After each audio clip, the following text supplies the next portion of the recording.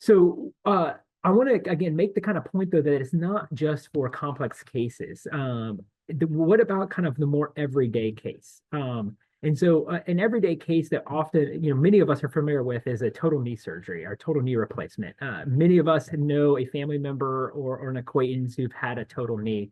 Um, and this just highlights, again, the kind of disparity in sizes you can see in these implants. So this is the femoral implant of a total knee replacement for a patient with dwarfism on the left versus an NBA player, a patient on the right. These are actually two cases that we as a company have done, and these are not to scale on the screen, but are to scale relative to each other. And again, shows you the size disparity that's out there with different patients.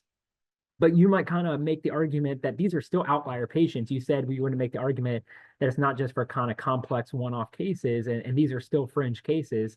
And you're absolutely right.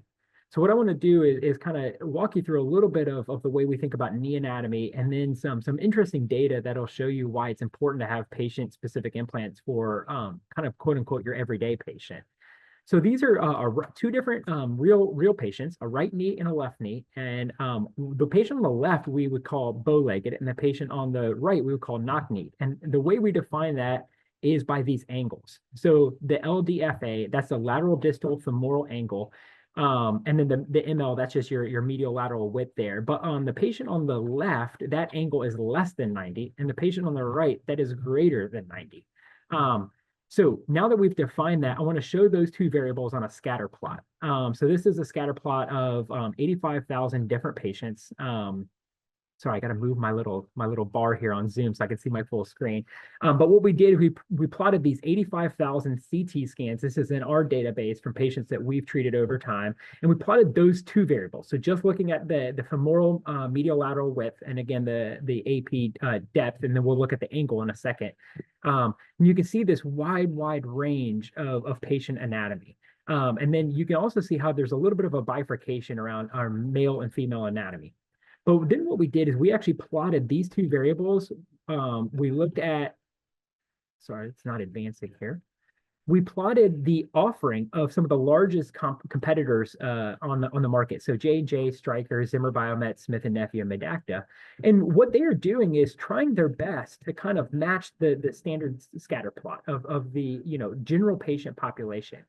But you can see this leaves a lot to be desired. There's a lot of patients that aren't falling right on this kind of linear curve. And what do you do with them? Well, the surgeons just pick the best option they have. And to be fair, the outcomes are pretty good. Patients are generally happy with knee surgeries as well as other procedures like hip replacement, et cetera. But there's also data that says there's a high percent of patient dissatisfaction and pain, as high as one in five, or about 20%. And while that might sound like it's pretty successful, 20% essentially failure rate for a procedure like this leaves a lot of room for growth here. So again, let's look at that other variable, that lateral distal femoral angle plotted against the femoral ML. And again, plotting the other companies' implants and here you can see the spread is a little wider. Most companies only offer a single angle. They provide it in 90 because again, you have people less than 90, greater than 90. So they just say, let's just offer it in a kind of one size fit all. And they just simply come in different widths. There's only one other company that is offering an angle at 87 degrees there, I believe.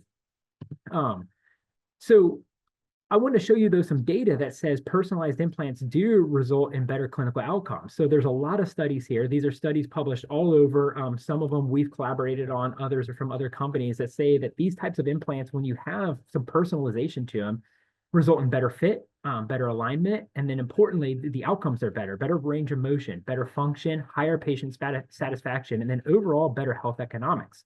Why is that? Because there's less chance for having a revision surgery, shorter rehab, quicker return to work, et cetera.